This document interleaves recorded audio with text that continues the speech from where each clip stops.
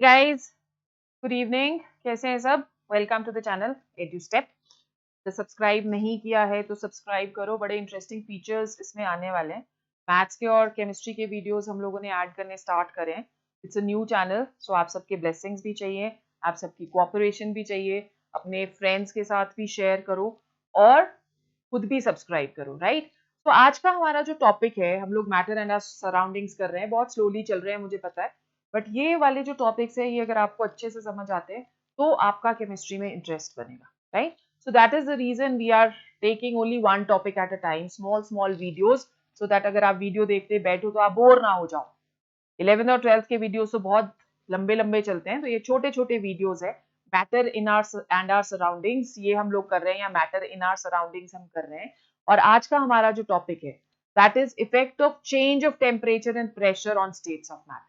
क्या क्या states of matter हमने करी है? Solid, liquid and gas. ठीक है। सो अब क्वेश्चन हमारे माइंड पे आता है कि क्या हम मैटर की स्टेट को चेंज कर सकते हैं? मतलब क्या हम सॉलिड से लिक्विड में जा सकते हैं, लिक्विड से गैसियस स्टेट में जा सकते हैं? क्या ऐसा पॉसिबल है? ऑफ कोर्स ऐसा पॉसिबल है, बट इस पे दो चीजें बहुत ज्यादा इफेक्ट करती हैं, temperature and pressure. So these are the two very important properties. I am sorry, मैंने पेन नहीं लिया as usual. Every time I make this mistake, which is not good.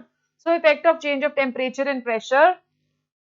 Temperature और प्रेशर कैसे स्टेट को change करता है वो आज हम देखेंगे, right?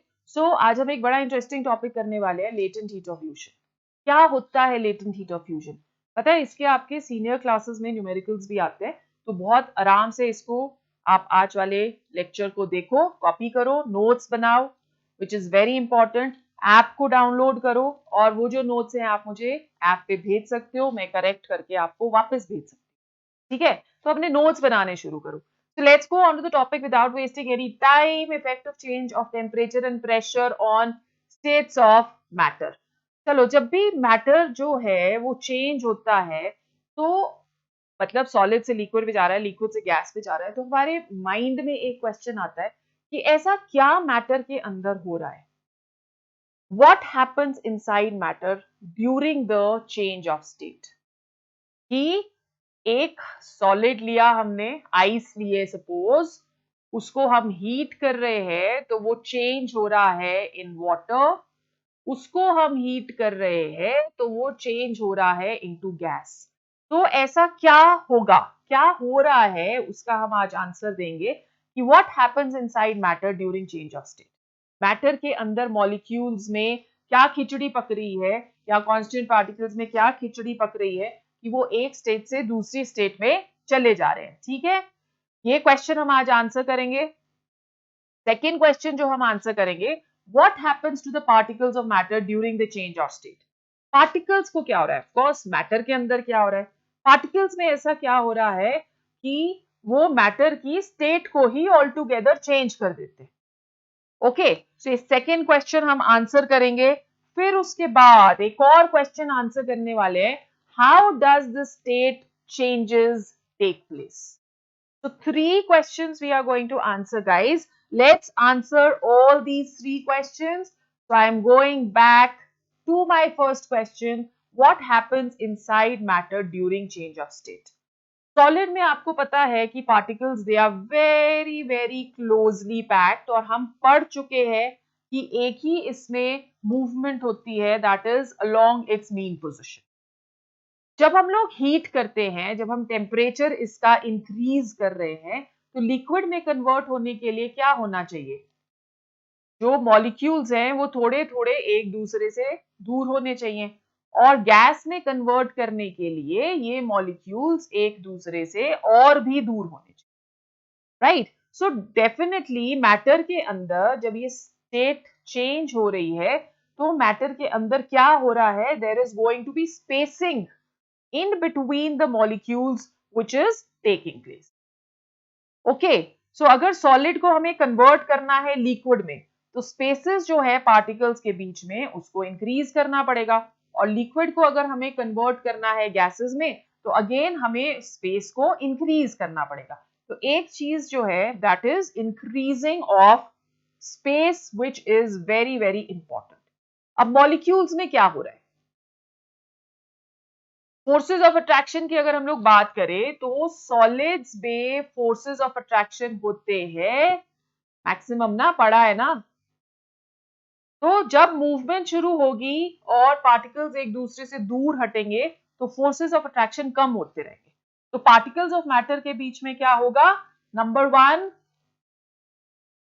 Movement increases. Number two,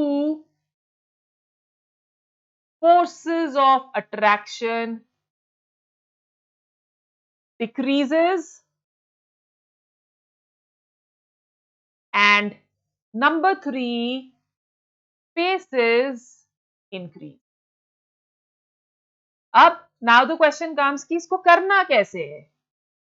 कैसे हम लोग इसको कर सकते हैं कि सॉलिड्स में हम लोग मूवमेंट इंक्रीज कर दे, फोर्सेस ऑफ अट्रैक्शन डिक्रीज कर दे, या स्पेसेस को इंक्रीज कर दे। तो इंटर पार्टिकल डिस्टेंसेस जो है they are inversely proportional to forces of attraction. अगर हम इंटर पार्टिकल स्पेसेस को बढ़ाएंगे तो फोर्सेस ऑफ अट्रैक्शन ऑटोमेटिकली नीचे आ जाएंगे। ओके, तो इसके लिए दो फैक्टर्स जो कि इफेक्ट करते हैं या हेल्प करते हैं to convert one state of matter into other, they are temperature and pressure. So how does this change take place? This is our question now. How will this change take place? This change can take place by changing, number one,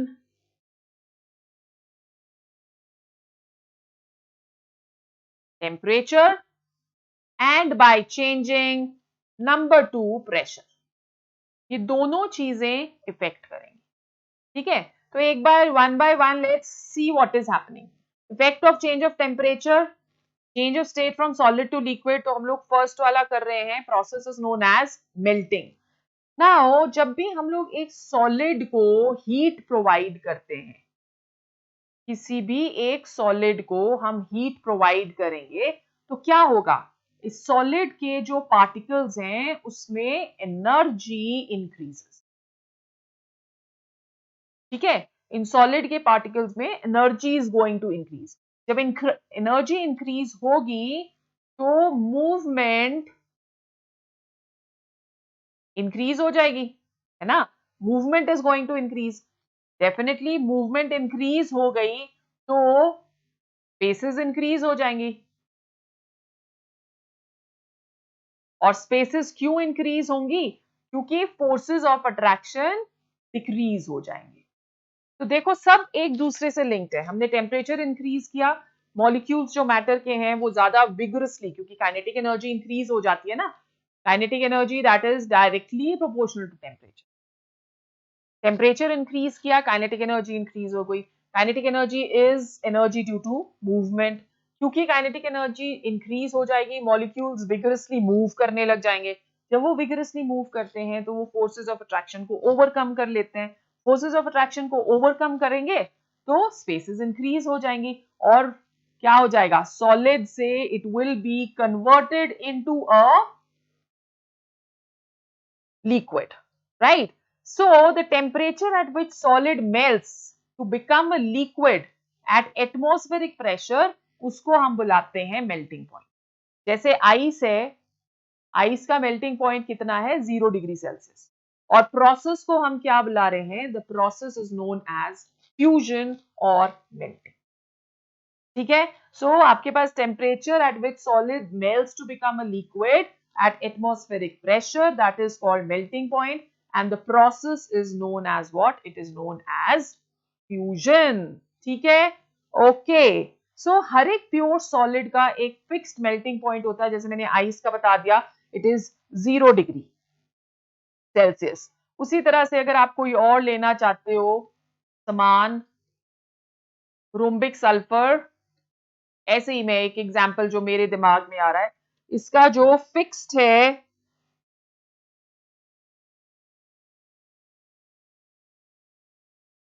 melting point, the fixed melting point of this, एक second ठहर जाओ,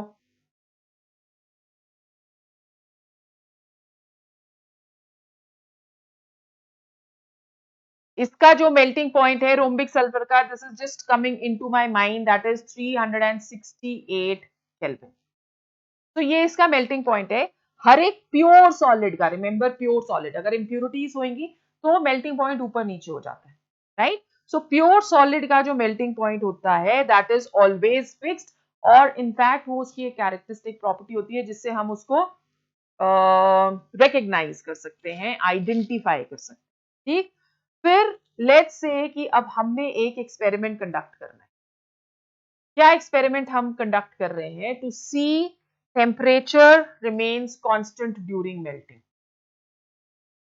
ice ले लिया हमने एक tumbler के अंदर, उसमें क्लिनिकल थर्मोमीटर, क्लिनिकल नहीं सॉरी लेबोरेटरी थर्मोमीटर डालना है, नॉट क्लिनिकल, लेबोरेटरी थर्मोमीटर डालोगे तो आप देखोगे कि जब तक पूरी आइस मेल्ट नहीं हो जाती, जो टेम्परेचर है मिक्सर का या मिक्सचर का, आइस और वाटर का, that is going to remain as 0 degree celsius. अब ऐसा क्या हुआ? आइस तो मेल्ट हो रही है, तो टेम्परेचर क्यों नहीं बढ़ रहा? राइट? जब सारी की सारी आइस मेल्ट हो जाएगी तभी टेम्परेचर बढ़ेगा, राइट। तो ऐसा क्या हो रहा है इसके अंदर, क्या जादू हो रहा है कि टेम्परेचर नहीं बढ़ रहा है बच्चे? इसको हम लोग बोलते हैं latent heat of fusion.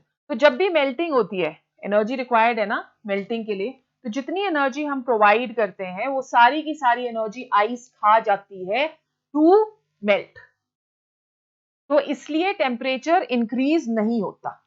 Okay, सो ये सारी की सारी हीट एनर्जी जो हम प्रोवाइड कर रहे हैं, it is actually used up in overcoming the forces of attraction between the solid particles, right.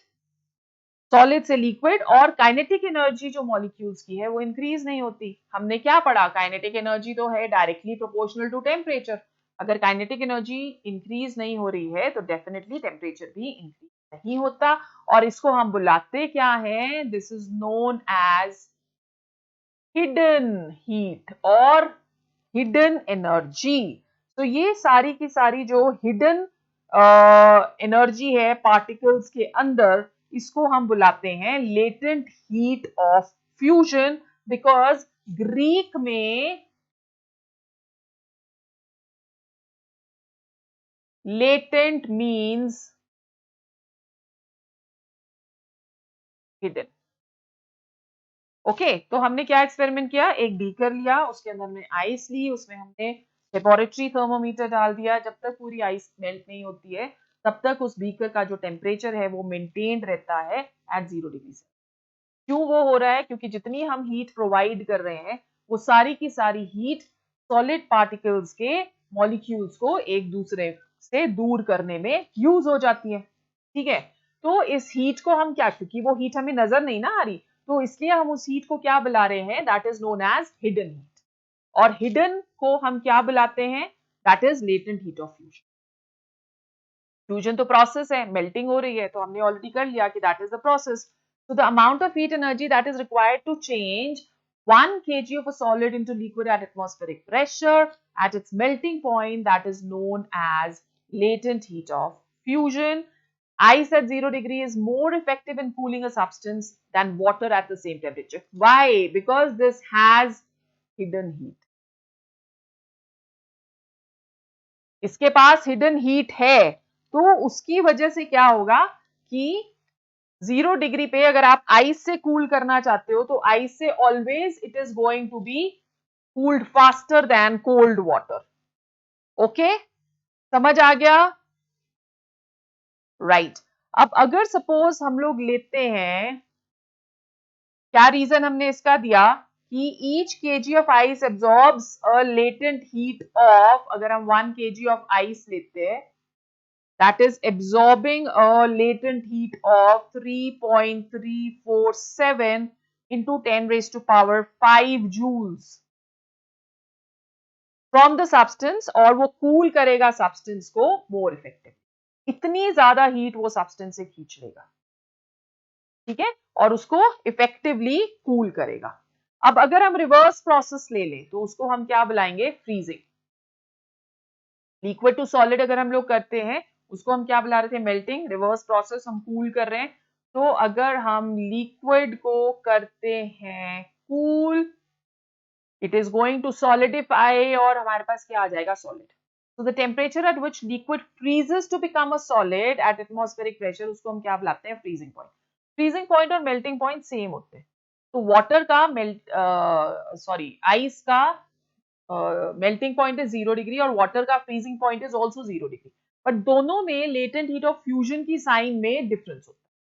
Process को हम यहाँ क्या बुला रहे हैं, सॉलिडिफिकेशन। वहां पे हम प्रोसेस को क्या बुला रहे थे बच्चे, मेल्टिंग।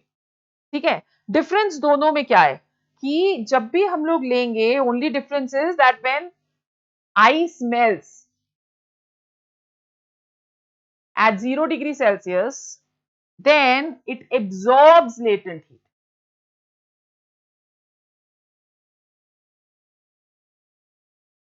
हीट एब्जॉर्ब करेगा तभी वो मेल्ट होएगा। और अगर लिक्विड सॉलिडिफाई होता है और वाटर लीक, या आप कह सकते हो कि वाटर सॉलिडिफाई हो रहा है, liquid freezes at 0 degree Celsius, then it is going to lose latent heat. ठीक है, so it is going to give out, amount is going to be same.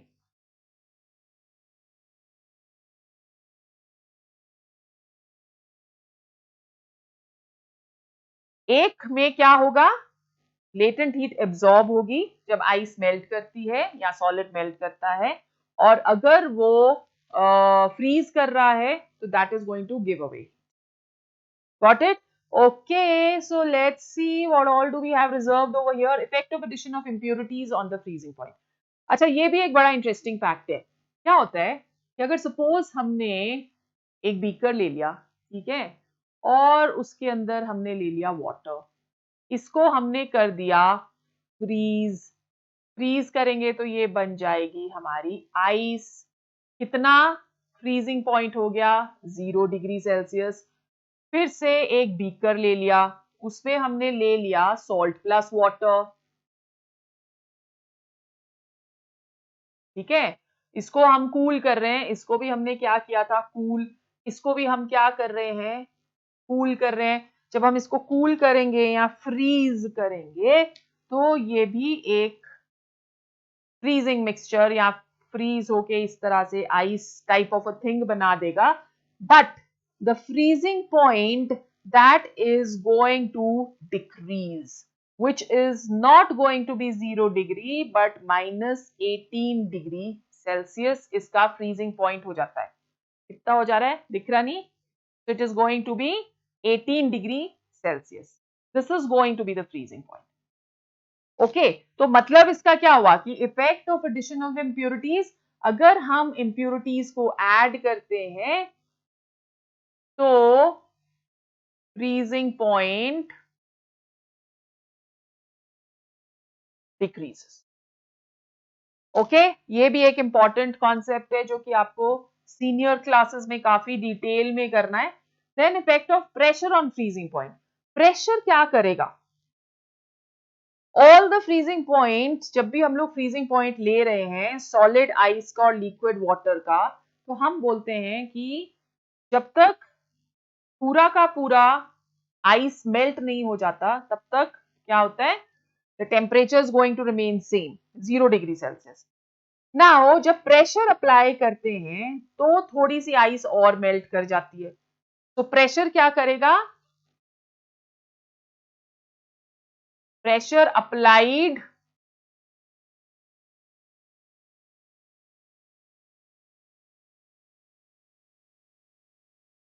will melt the ice, ठीक है, and pressure applied will decrease the melting point। ऐसा क्यों, क्योंकि हम force कर रहे हैं आइस को मेल्ट होने के लिए, उसके ऊपर एक एक्सटर्नल फोर्स लगा के, तो इसलिए जो आइस का फ्रीजिंग पॉइंट है वो 0 डिग्री से हो जाएगा कम।